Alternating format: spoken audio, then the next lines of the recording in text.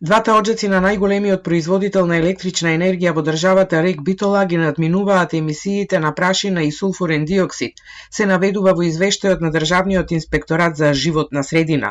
Во последните 6 месеци нема пречекорување на дозволените концентрации на PM честичките, ниту на сулфур и азот диоксидот на мерните станици во околината на комбинатот, но има големо загадување од двата оджаци, каде емисиите на штетни супстанци се неколкукратно повисоки од дозволените.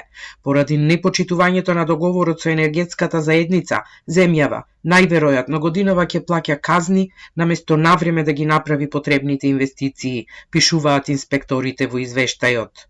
За намалување на емисиите на сулфур диоксид потребни се околу 180 милиони евра, што не се обезбедени ниту е познат изворот на финансирање. Високите концентрации на оваа загадувачка супстанција во вид на кисели дождови предизвикуваат закиселување на почвата и водите, намалување на биодиверзитетот и загрозување на здравјето на населението, и тоа на огромна оддалеченост од изворот на емисиите. Загадувањето делумно ќе се намали со гасификација на првиот блок, но ако другите два блока продолжат да користат јаглен и мазут како гориво, потребни се итни инвестиции за десулфуризација, за намалување на емисиите на прашина, во тек е јавна набавка за реконструкција на филтрите, пишуваат во извештајот инспекторите и констатираат дека комбинатот се уште нема еколошка дозвола.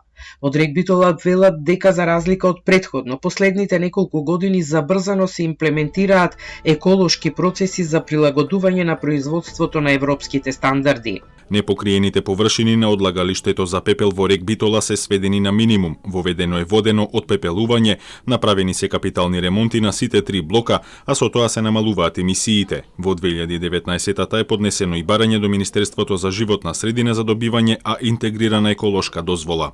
Од комбинатот додаваат дека во наредните години ќе се спроведе реконструкција на филтрите, а се бараат средства за скапиот процес на десулфуризација. Од инспекторатот велат дека откако комбинатот ќе ја добие еколошката дозвола, инспекторите ќе обезбедат навремено спроведување на утврдените мерки за намалување на загадувањето, а непочитувањето ќе биде соодветно санкционирано.